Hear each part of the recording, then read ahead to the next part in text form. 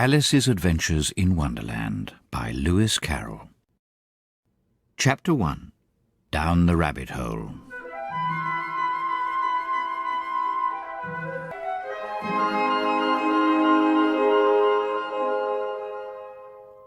Alice was beginning to get very tired of sitting by her sister on the bank and of having nothing to do. Once or twice she had peeped into the book her sister was reading, but it had no pictures or conversations in it. And what is the use of a book, thought Alice, without pictures or conversations? So she was considering in her own mind, as well as she could, for the hot day made her feel very sleepy and stupid, whether the pleasure of making a daisy chain would be worth the trouble of getting up and picking the daisies, when suddenly a white rabbit with pink eyes ran close by her. There was nothing so very remarkable in that, nor did Alice think it so very much out of the way to hear the rabbit say to itself, oh dear, I shall be too late." When she thought it over afterwards, it occurred to her that she ought to have wondered at this, but at the time it all seemed quite natural. But when the rabbit actually took a watch out of its waistcoat pocket and looked at it and then hurried on, Alice started to her feet, for it flashed across her mind that she had never before seen a rabbit with either a waistcoat pocket or a watch to take out of it, and, burning with curiosity, she ran across the field after it, and was just in time to see it pop down a large rabbit hole under the hedge. In another moment, down went Alice after it, never once considering how in the world she was to get out again. The rabbit hole went straight on like a tunnel for some way, and then dipped suddenly down, so suddenly that Alice had not a moment to think about stopping herself, before she found herself falling down what seemed to be a very deep well. Either the well was very deep, or she fell very slowly, for she had plenty of time as she went down to look about her and to wonder what was going to happen next. First she tried to look down and make out what she was coming to, but it was too dark to see anything. Then she looked at the sides of the well and noticed that they were filled with cupboards and bookshelves. Here and there she saw maps and pictures hung upon pegs. She took down a jar from one of the shelves as she passed. It was labelled Orange Marmalade, but to her great disappointment it was empty.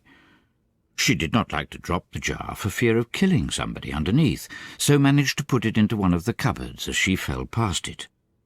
Well, thought Alice to herself, after such a fall as this, I shall think nothing of tumbling downstairs. How brave they'll all think me at home.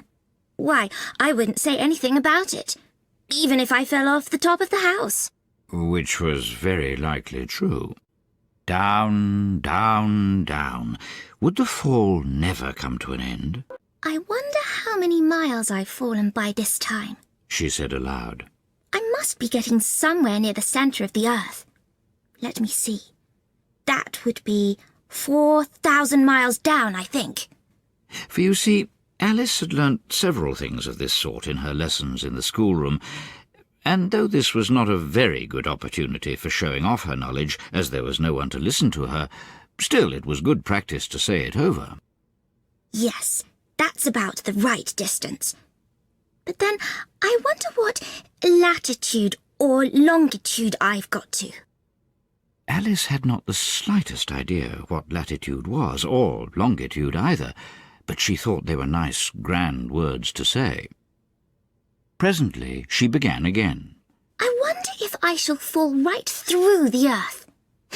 How funny it'll seem to come out among the people that walk with their heads downwards. The antipathies, I think.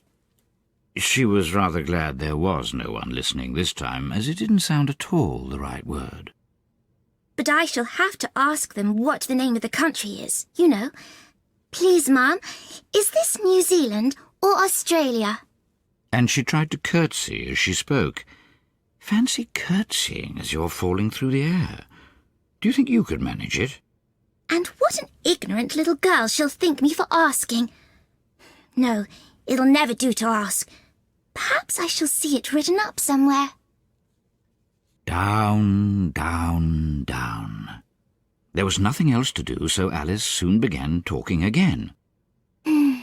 Dinah'll miss me very much tonight, I should think. Dinah was the cat. I hope they'll remember her saucer of milk at tea time. Dinah, my dear, I wish you were down here with me. There are no mice in the air, I'm afraid, but you might catch a bat, and that's very like a mouse, you know. But do cats eat bats, I wonder? And here Alice began to get rather sleepy and went on saying to herself in a dreamy sort of way, Do cats eat bats? Do cats eat bats? And sometimes, Do bats eat cats? For, you see, as she couldn't answer either question, it didn't much matter which way she put it. She felt that she was dozing off, and had just begun to dream that she was walking hand in hand with Dinah, and was saying to her very earnestly, Now, Dinah, tell me the truth. Did you ever eat a bat? when suddenly, thump, thump, down she came upon a heap of sticks and dry leaves, and the fall was over. Alice was not a bit hurt, and she jumped up onto her feet in a moment. She looked up, but it was all dark overhead. Before her was another long passage, and the White Rabbit was still in sight, hurrying down it. There was not a moment to be lost. Away went Alice like the wind, and was just in time to hear it say, as it turned a corner, Oh, my ears and whiskers, how late it's getting! She was close behind it when she turned the corner, but the rabbit was no longer to be seen. She found herself in a long, low hall, which was lit up by a row of lamps hanging from the roof. There were doors all round the hall, but they were all locked, and when Alice had been all the way down one side and up the other, trying every door, she walked sadly down the middle, wondering how she was ever to get out again. Suddenly she came upon a little three-legged table, all made of solid glass. There was nothing on it but a tiny golden key, and Alice's first idea was that this might belong to one of the doors of the hall. But alas, either the locks were too large or the key was too small, but at any rate it would not open any of them. However, on the second time round, she came upon a low curtain she had not noticed before, and behind it was a little door about 15 inches high. She tried the little golden key in the lock, and to her great delight it fitted. Alice opened the door and found that it led into a small passage, not much larger than a rat-hole. She knelt down and looked along the passage into the loveliest garden you ever saw. How she longed to get out of that dark hall and wander about among those beds of bright flowers and those cool fountains. But she could not even get her head through the doorway. And even if my head would go through, thought poor Alice, it would be of very little use without my shoulders. Oh, how I wish I could shut up like a telescope. I think I could, if I only knew how to begin. For, you see, so many out-of-the-way things had happened lately that Alice had begun to think that very few things indeed were really impossible. There seemed to be no use in waiting by the little door, so she went back to the table, half hoping she might find another key on it, or at any rate a book of rules for shutting people up like telescopes. This time she found a little bottle on it. Which certainly was not here before, said Alice. And tied round the neck of the bottle was a paper label with the words, "Drink me," beautifully printed on it in large letters. It was all very well to say, "Drink me," but the wise little Alice was not going to do that in a hurry. No, I'll look first, she said, and see whether it's marked poison or not. For she had read several nice little stories about children who had got burnt and eaten up by wild beasts and other unpleasant things, all because they would not remember the simple rules their friends had taught them, such as that a red-hot poker will burn you if you hold it too long, and that if you cut your finger very deeply with a knife, it usually bleeds. And she had never forgotten that if you drink much from a bottle marked poison, it is almost certain to disagree with you, sooner or later. However, this bottle was not marked poison, so Alice ventured to taste it, and finding it very nice, It had in fact a sort of mixed flavour of cherry tart, custard, pineapple, roast turkey, toffee and hot buttered toast. She very soon finished it off. What a curious feeling, said Alice. I must be shutting up like a telescope. And so it was indeed. She was now only 10 inches high, and her face brightened up at the thought that she was now the right size for going through the little door into that lovely garden. First, however, she waited for a few minutes to see if she was going to shrink any further. She felt a little nervous about this.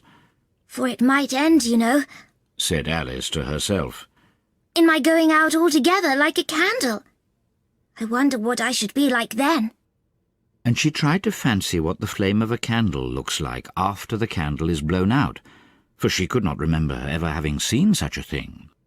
After a while, finding that nothing more happened, she decided on going into the garden at once. But alas for poor Alice! When she got to the door, she found she had forgotten the little golden key, and when she went back to the table for it, she found she could not possibly reach it. She could see it quite plainly through the glass, and she tried her best to climb up one of the legs of the table, but it was too slippery. And when she had tired herself out with trying, the poor little thing sat down and cried.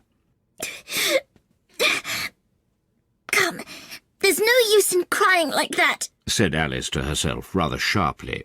I advise you to leave off this minute. She generally gave herself very good advice, though she very seldom followed it, and sometimes she scolded herself so severely as to bring tears into her eyes. And once she remembered trying to box her own ears for having cheated herself in a game of croquet she was playing against herself. For this curious child was very fond of pretending to be two people. But it's no use now, thought poor Alice, to pretend to be two people. Why, there's hardly enough of me left to make one respectable person. Soon her eye fell on a little glass box that was lying under the table. She opened it and found in it a very small cake on which the words, "Eat me," were beautifully marked in currants. Well, I'll eat it, said Alice. And if it makes me grow larger, I can reach the key. And if it makes me grow smaller, I can creep under the door. So either way I'll get into the garden. And I don't care which happens. She ate a little bit and said anxiously to herself, Which way? Which way? Holding her hand on the top of her head to feel which way it was growing, and she was quite surprised to find that she remained the same size. To be sure, this is what generally happens when one eats cake, but Alice had got so much into the way of expecting nothing but out-of-the-way things to happen that it seemed quite dull and stupid for life to go on in the common way. So she set to work and very soon finished off the cake.